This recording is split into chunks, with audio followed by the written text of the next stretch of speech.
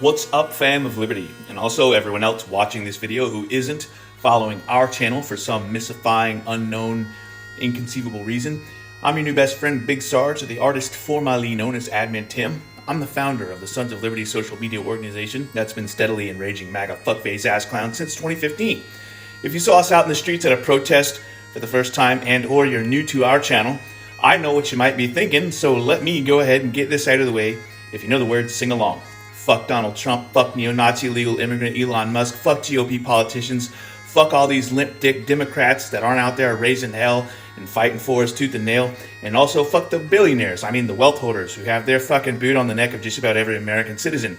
Neither this channel nor its comment sections are a safe space for bootlicking simps for a Russian asset, convicted felon, adjudicated rapist, Wish.com fascist oligarch, failed insurrectionist, wannabe authoritarian tyrant, or his sugar daddy, the world's biggest supervillain, man-child, thin-skinned, beta bitch-made cuck from South Africa that nobody fucking elected.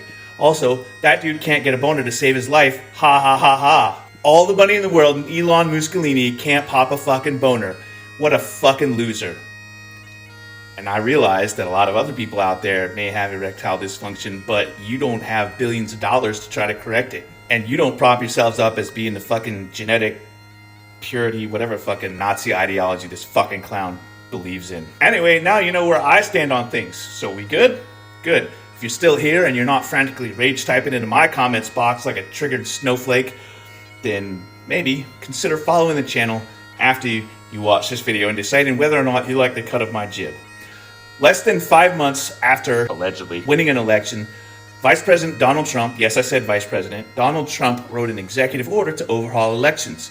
The resulting soundbite from this senile old white guy who's widely mocked for his inability to coherently articulate sentences came out as follows, and I quote, "We gotta straighten out our election. This country is so sick because of the election and fake elections and the bad elections, and we're gonna straighten it out one way or the other." This is a real quote from a guy who allegedly won the last election. And before the knuckle-dragging, mouth-breathing MAGA oxygen thieves come for me in the comments sections, here's the sauce. We got to straighten out our election. This country is so sick because of the election, the fake elections and the bad elections, and we're going to straighten it out one way or the other. Now, for all of these same knuckle-dragging, mouth-breathing, MAGA oxygen thieves, I know about half of you dipshit motherfuckers are the same drooling clowns who talk about states' rights, and I also know that most of you don't know shit about the Constitution except for the Second Amendment, so I'm going to go ahead and remind you that Article 1 of the nation's founding charter gives states, not the federal government, authority over the times, places, and manner of how elections are run. Let's see if your cognitive dissonance and hypocrisy causes your 2 remaining brain cells to short circuit, or maybe your synapses will fire. I doubt it though, since most of y'all are drinking piss Kool-Aid to own the libs. So what are these changes? The order mandates proof of U.S. citizenship for federal election registration. It restricts ballot counting to those received by election day, and it introduces new voting equipment regulations, and it also bans certain donations from non-U.S. citizens. Before we look at this a little closer, I anticipate the comment section's blowing up, so let me spell this out for you. Maybe it will get overruled by a court since we have a legal right to free and fair elections, and also maybe since virtually every executive order that Trump has signed has been challenged, and courts have generally been receptive to staying or overruling these decisions. But also, Trump has ignored court orders in the year of our Lord Dale Earnhardt 2025, so it's likely that he'll do so again. Now, let's take a closer look at these changes. The order mandates changes to the federal voter registration form, requiring prospective voters to provide documentary proof of citizenship, such as a U.S. passport or birth certificate. It also directs states to share voter lists and maintenance records with the Department of Homeland Security and the Department of Government Efficiency, or DOUCE, for review. Furthermore, the order threatens to withhold federal grants from states that refuse to cooperate with federal law enforcement in prosecuting election crimes. As a reminder, non-citizen voting is A, rare, but also B, already a felony. The aforementioned election clause, aka Article 1, doesn't get into the specifics of voting or ballot counting procedures. Those details are left to the states, but it does give Congress the power to make or alter election regulations, at least for federal office. It does not mention any role for the president or the executive branch in regulating elections. Biden issued an executive order in 2021 directing federal agencies to take steps in promoting voting access, but Republicans at the same time argued that the order was unconstitutional and exceeded the president's authority. Trump rescinded the Biden order earlier this year. Rules for thee, but not for me, which is standard Republican hypocrisy. The executive order effectively bypasses Congress, where Republicans have been pushing for a documentary proof of citizenship requirement for voter registration. Not that conservatives in Congress care about what Trump does, as long as they continue getting rich off the backs of Americans. Fuck billionaires, eat the rich. Voting rights advocates have expressed strong opposition to this requirement, arguing that it could disenfranchise millions of Americans who lack readily available proof of citizenship. Newsflash, conservatives, this also affects you too. The order also requires votes to be cast and received by Election Day and says federal funding should be conditional on state compliance with that deadline.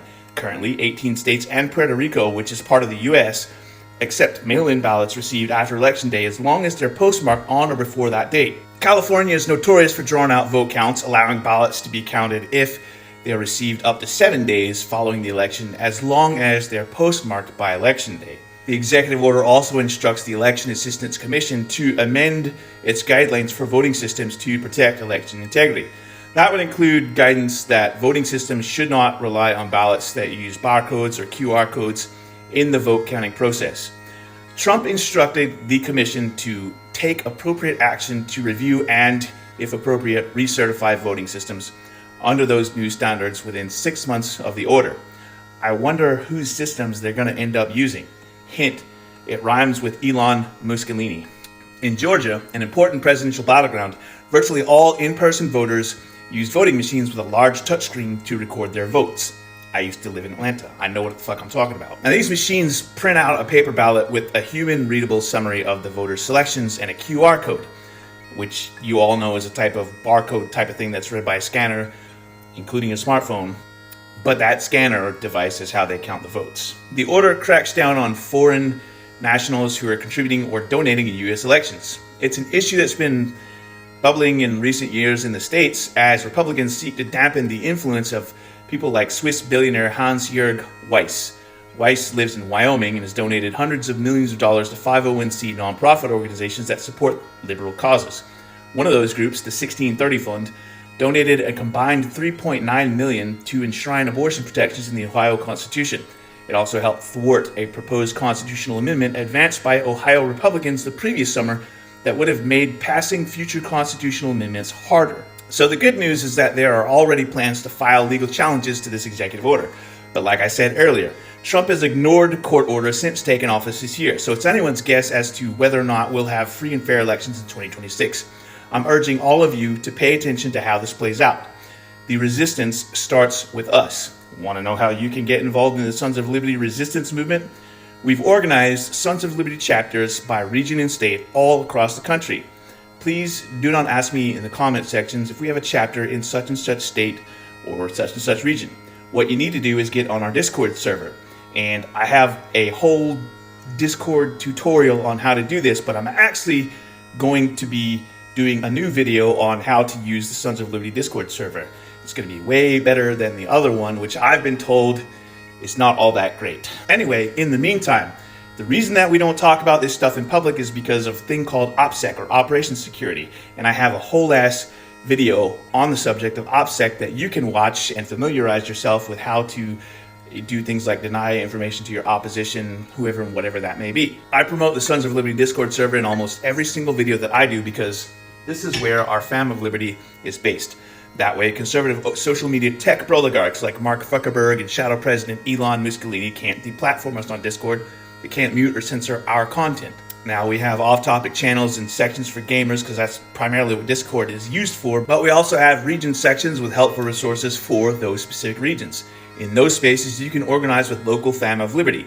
You can learn about practical things such as self-defense courses and firearms instructors who are local to you and who are also left-leaning. Learn about home defense and home security. Participate in firearms discussions and other things with subject matter experts. Learn about growing your own food in your own victory gardens, canning and jarring and preserving that food, figuring out your shit hates the fan contingency plans, building first aid kits, building bug out bags, linking up with other fam of liberty members who can help you out with things that you need to do, whether it's getting to a doctor's appointment or traveling across traveling across the country for reasons that I don't need to elaborate on.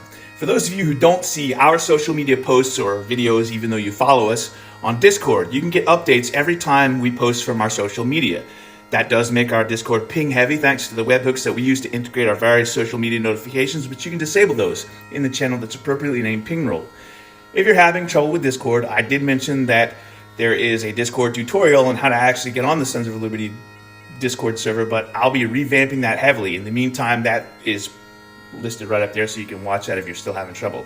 The invite link to Discord is in the Throatpunch at the end of this video, and it's in the YouTube and TikTok channel descriptions. It's in the YouTube video description. It's in the link tree that we use for our website, which I'm also told needs to be revamped as well. So I got a whole lot of shit I got to do today after I finish this video. If you like the Sons of Liberty shirts or hoodies that I wear in my videos, some of them, but not all of them, are available in the Sons of Liberty merch store, provided that Etsy doesn't remove our web store in general, because I do shit like make billionaires afraid again and St. Luigi and make those shirts available, and Etsy's like, no, that's against the terms of service, you can't do that. Anyway, the merch store link is listed in our link tree, in the YouTube and TikTok channel descriptions, and in this YouTube video's video description. In fact, pretty much almost every long form video that I do, that link and all of our socials are listed in that video description. And a lot of you are still like, where can I get that shirt? And the answer is, watch the fucking video.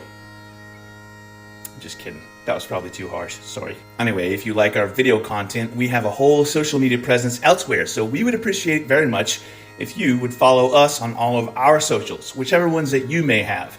The various socials that we have are listed in the Throatpunch at the end of our videos and in the link tree, which can be found on the channel description. On YouTube and TikTok, we would also appreciate it if you would subscribe, like, and get notifications on our channel. It's a little bit of a different process on TikTok, but if you're still on TikTok, then you already know that.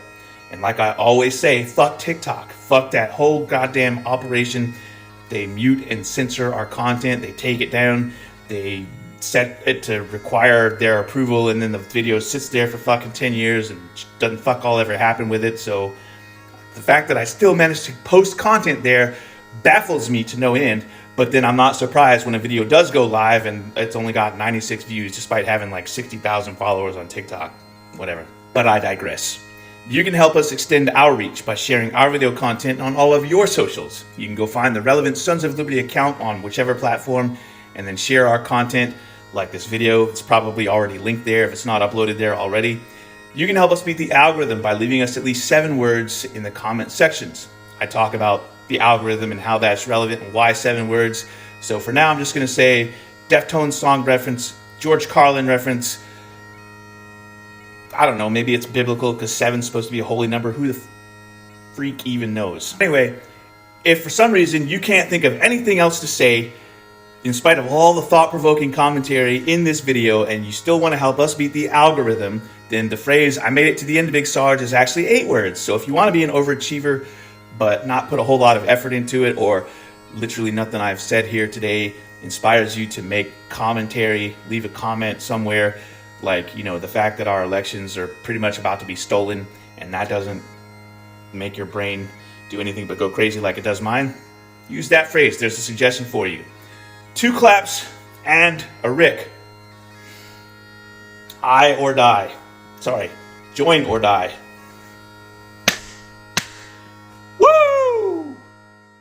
And now it's time for the Throatpunch!